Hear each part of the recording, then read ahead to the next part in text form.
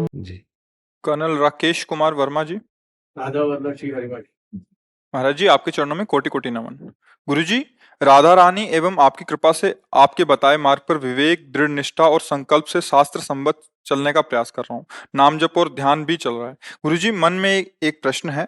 जब शरीर छोड़ने पर प्राणी अपने कर्मों के अनुसार या तो वो मोक्ष प्राप्त करता है, या स्वर्ग जाता है, या नरक जाता है, या पुनः मनुष्य योनि में जन्म लेता है, तो ये पितृ कौन है?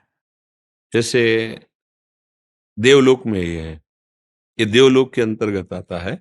जो पितृलोक है, जैसे भारत है, दिल्ली, बंबई, अलग अलग प्रांत है ना, ऐसे स्वर्ग लोक है, उसमें अलग है। गंधर्व लोक, पितृलोक, ऐसे अलग अलग लोकों का है। तो पितृलोक देव कोटि के जैसे होते हैं।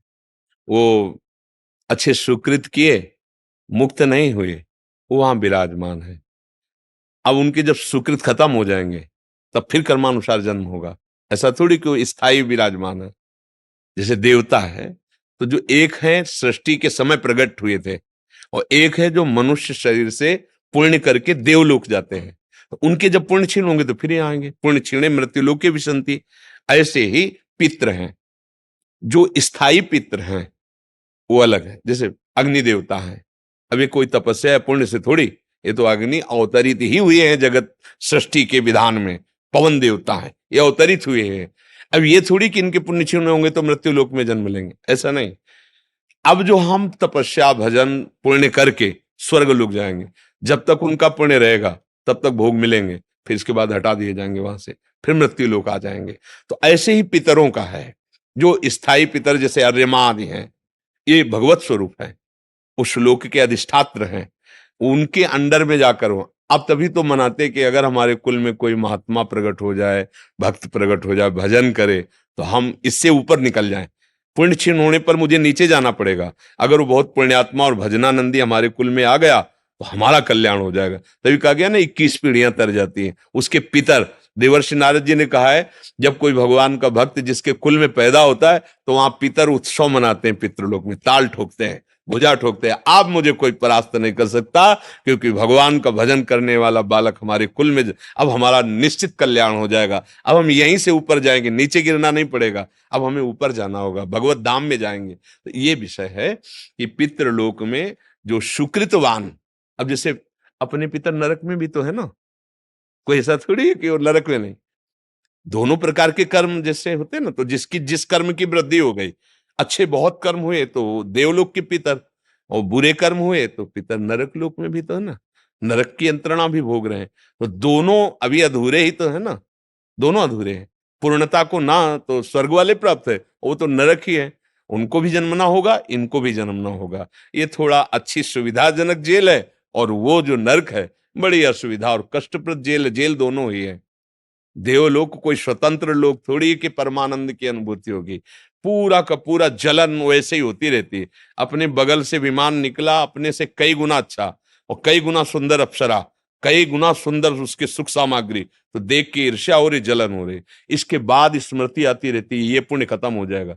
जैसे आप बहुत 5 स्टार होटल में कमरा लिए, हर व्यवस्था आपकी है, और आपका बैंक बैलेंस कम होता जा रहा है। आपके दिमाग में चले अब क्या होगा, जिस दिन बैंक बैलेंस खत्म हो जाएगा मुझे धक्का मार के होटल से निकाल दे। वही दशा, जहां निकलने का समय आता है तो उसके गले में पड़ा हुआ पुष्पमाला कुम्हलाने लगता है। बस भयंकर दुख उसको होता है, ये अप्सरा छूट जाएगी, ये विमान छूट जाएगा, ये सुविधाएं छूट जाएंगी। अब पता नहीं कहाँ जन्म होगा। फिर जहां खत्म, जैसे आपका पैसा एकदम खत्म, अब वहां से धक्का मार के निकाल दिया गया। अब वो आएगा इस लोक में, जो बचे हुए सुकृत है, पूर्व के जो जमा हुए हुए हैं, जो भोग चुके हो अलग, जो पूर्व के जमा उनसे कुछ हिस्से में, अब वो कहां जन्म लेगा, वो भगवान विधान करते हैं। ऐसे नरक से पाप कर्म भोगा, पवित्र हुआ, अब वो कहां जन्म लेगा। लेकिन ये दोनों अधूरापन ही है। सोने की जंजीर और लोहे की जंजीर जैसा दोनों को बंधन, दोनों को है। मुक्त वो हो जाता है जो भगवान को प्राप्त हो जाता है। उसके मरने या रहने से कोई फर्क नहीं पड़ता। जीवित भगवान को प्राप्त है।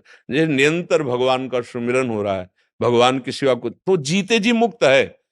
अब वो जीते जी मुक्त है। शरीर छूटना एक केवल क्रिया होगी, वो जीते जी मुक्त हो चुका है। कहा नहीं जाता, जीवन मुक्त महापुरुष है। मतलब शरीर का कर्म बंधन कट चुका है।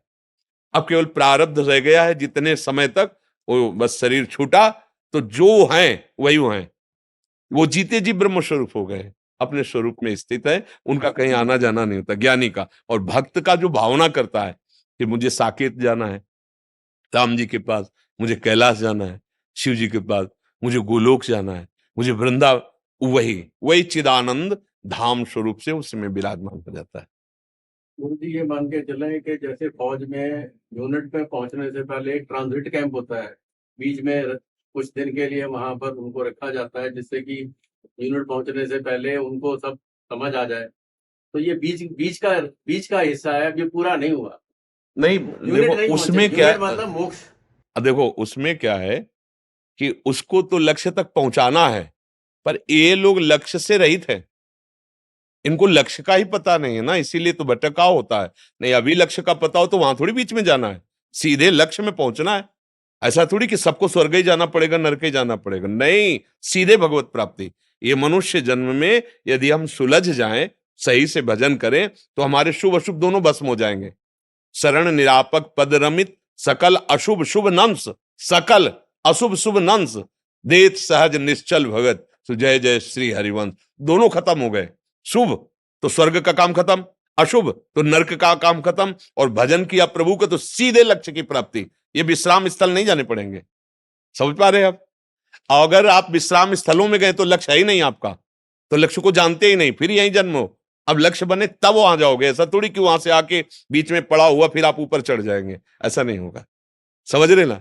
उसमें तो लौकिक प्रक्रिया है, इसमें ये प्रक्रिया नहीं है। इसमें आपकी गति ही इतनी केवल है, उस गति को समझा ही नहीं आपने, तो बार बार यहीं भटकना पड़ेगा। पुनरपि जननम पुनरपि मरणम पुनरपि जननी जठरे शयनम, बार बार जन्म बार बार मरण होगा। आस्तंभ पर्यंतम सर्वम मायामयम जगत, सत्यम सत्यम पुनः सत्यम, हरे नाम केवलम। हरि नाम ही तुम्हें पहुंचा सकता है, भगवान नाम ही तुम्हें परम पद में नहीं यहां से लेकर ब्रह्मलोक तक सब मायामय जगत है, परिवर्तनशील है। ब्रह्मलोक का भी तो परिवर्तन होता है, जब सृष्टि लय होगी तो वो भी खत्म हो जाएगा। समझ पा रहे आप?